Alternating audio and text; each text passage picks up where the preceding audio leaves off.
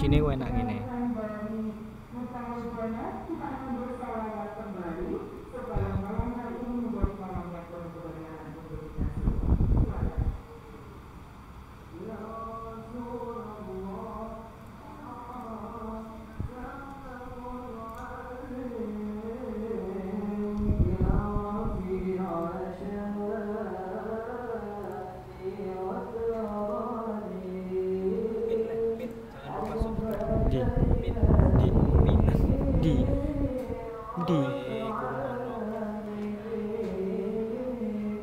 G.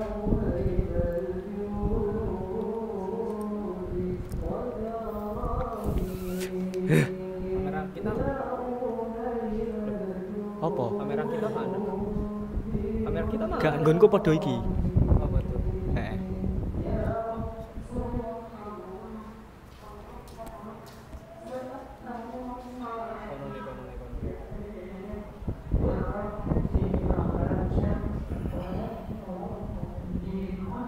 Sopo iki online iki?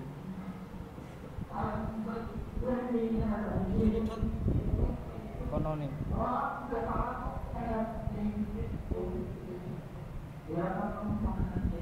Internet ekonomi.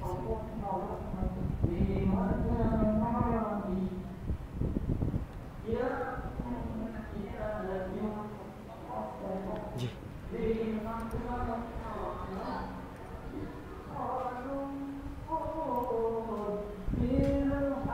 Teng tera. Suarane piye? Mesti balik nemen tera. Iki suarane iki. Setengah. Suaramu ketok. Mlebu YouTube.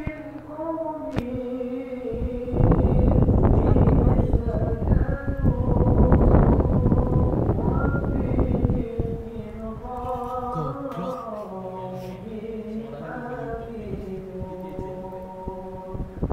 Cek. Goblok iki.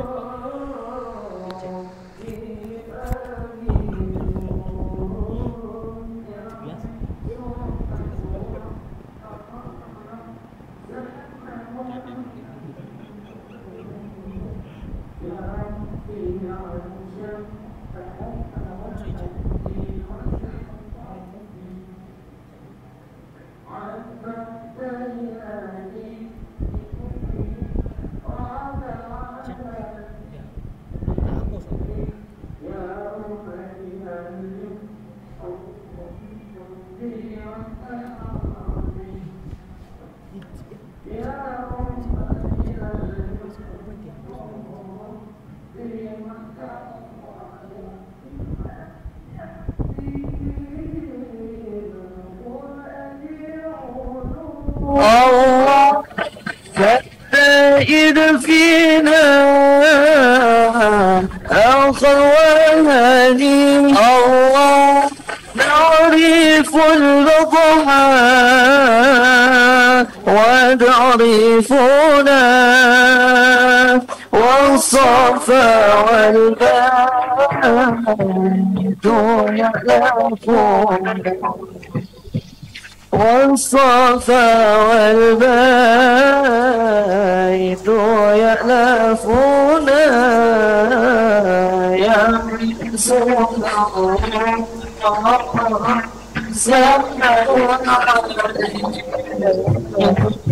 يا في عشم أهلي وكرامتي فالتيادي وتعلمي يا ولي الجند الدين والكرم يا ولي الجند الدين والكرم.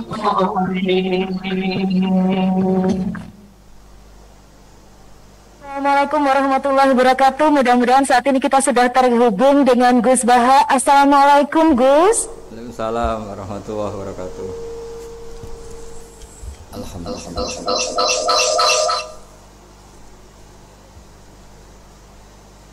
Terus saat ini kami dari Banyuwangi sudah bersiap untuk ngaji bersama dengan Gus Baha. Sekaligus nanti di penghujung acara kami juga mohon perkenannya untuk memimpin doa. Disilakan Gus Baha, monggo katuran.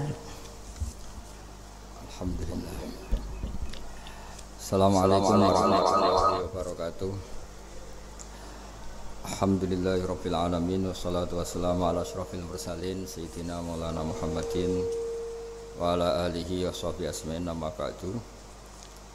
Yang saya hormati Bupati Banyuwangi Haji Fistiandani Azwar Anas, Bapak Wakil Bupati Haji Sugira, Bapak Abdul Azwar Anas, semua pegawai Pemkab Banyuwangi. Saya akan ngaji kira-kira kurang lebih 1/4 jam karena saya juga punya wadifah di sini. Saya akan ngaji tentang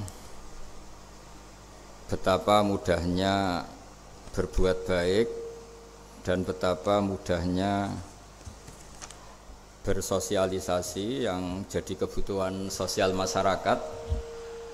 Kemudian di saat yang sama sebagai kebaikan menurut Islam. Ini saya baca kitab yang sangat otoritatif, yaitu kitab Sahih Muslim, di mana kita tahu dalam Islam pegangan ahli sunnah wal jamaah juga pegangan ulama seluruh dunia adalah Al-Kutubus Sittah, kitab 6 diantaranya yang hadis Bukhari Muslim. Di sini ketika Nabi ditanya tentang beberapa kebaikan, yaitu dari pertanyaan ayul a'mali afdol, amal apa yang terbaik, di antaranya Nabi menyebut sekian: iman billah, iman kepada Allah Ta'ala. Kemudian ini yang penting dilakukan semua pemimpin, oleh bupati, oleh wakil bupati, oleh seluruh pemimpin, baik struktural maupun kultural, maupun pemimpin kecil, yaitu di keluarga. Yaitu Nabi ngendikan di antara misi Islam adalah memperdekakan budak. Kemudian ada yang lagi tanya lagi, fa'illam af'al. Lalu dari sekian kebaikan yang butuh biaya itu saya tidak mampu melakukan ya Rasulullah. Kalau nyumbang masjid saya tidak mampu. Kalau berbuat bikin fasilitas umum saya tidak mampu. Ada yang sekian pertanyaan dari sahabat, kalau misalnya kebaikan yang butuh biaya kami tidak mampu, termasuk di sini disebutkan kemampuan berhaji, kemampuan zakat, kemampuan sedekah. Kalau semua itu kami tidak mampu ya Rasulullah. Kata Nabi, tu'inu soni'an aw tasna'u li akhraq. Ini di Sahih Muslim di bab iman dengan judul Babu bayani kaunil iman billah afdalal a'mal. Kalau saya tidak mampu semua melakukan itu ya Rasulullah, yaitu melakukan kebaikan yang butuh biaya. Kayak bangun masjid, bangun jalan, bangun fasilitas-fasilitas publik. Tu'inu soni'an aw tasna'u li akhraq. Tu'inu nulungi sira soni'an ing wong sing ahli sun'ah, ahli kreatif atau ahli, kalau orang sekarang itu bilang dia pekerja rumahan atau production house atau apa saja.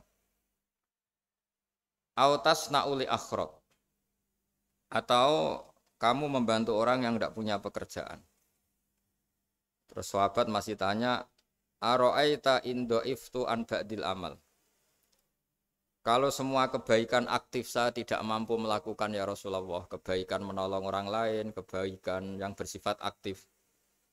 Jawabnya Nabi, dan ini pegangan saya, pegangan kita semua, panduan dari Rasulullah SAW, Nabi ngendikan, takufu syarroka anin nas, fa innaha sodakotun minka ala nafsik.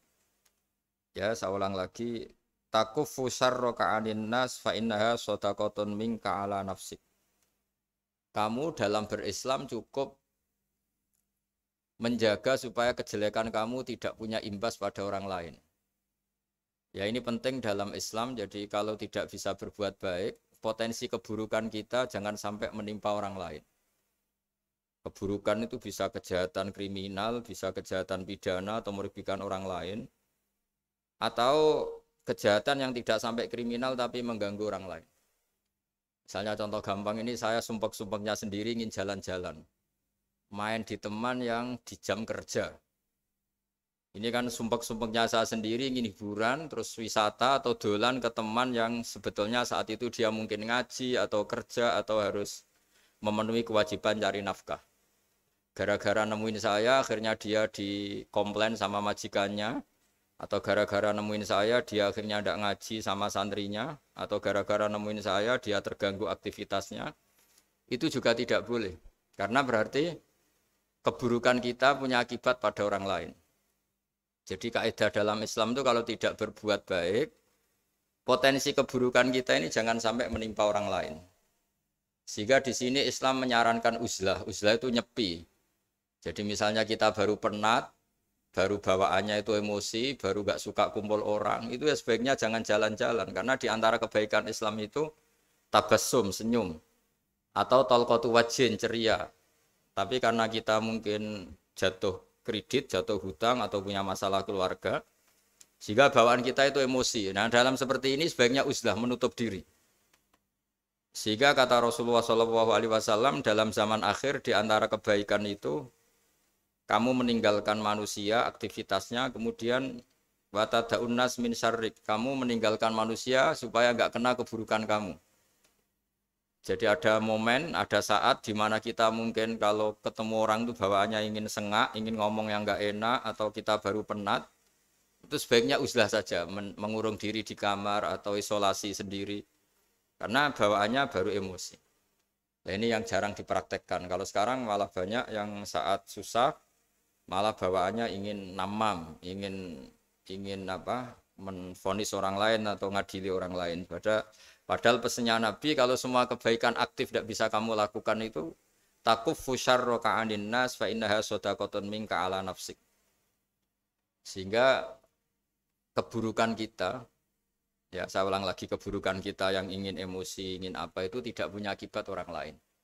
Di sini kearifannya Rasulullah SAW, beliau masyhur ngendikan, layak dilqodi wa ghadban. Jangan sampai seorang hakim bikin keputusan ketika emosi, karena bawaannya orang emosi itu pasti nggak terkontrol intelektualnya, nggak terkontrol nuraninya, nggak terkontrol semua sifat baiknya. Itu kalau punya keputusan bahaya sekali. Sehingga Nabi dari awal ngendikan layak dilqodi wa ghadban. Orang yang sedang emosi tinggi jangan bikin keputusan penting.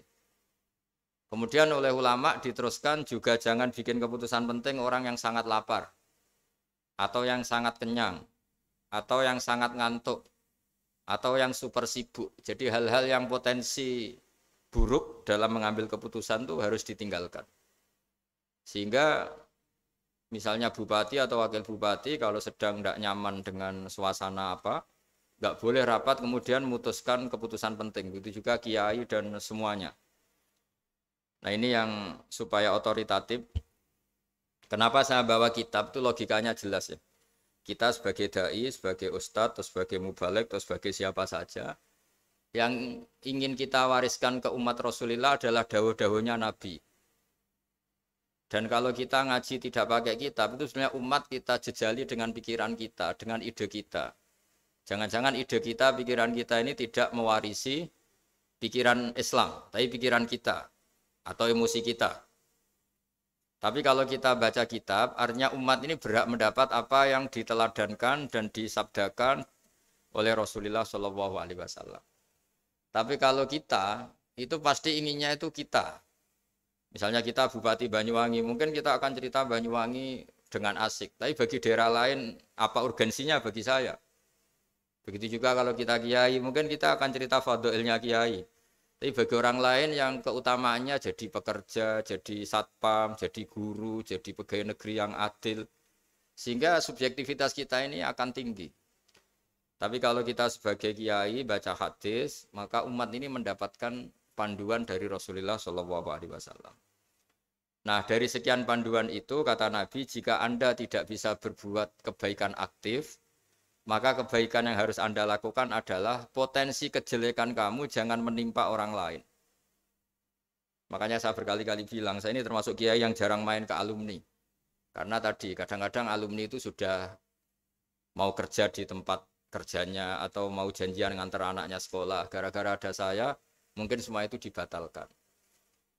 Sehingga silaturahim itu juga harus dimanage supaya tidak mengganggu haknya orang yang kita silaturahimi. Jangan sampai silaturahim jam 9, saatnya orang kerja, kemudian dia dapat peringatan dari pabriknya gara-gara sering didolani kiainya. Itu kan jadi ribet.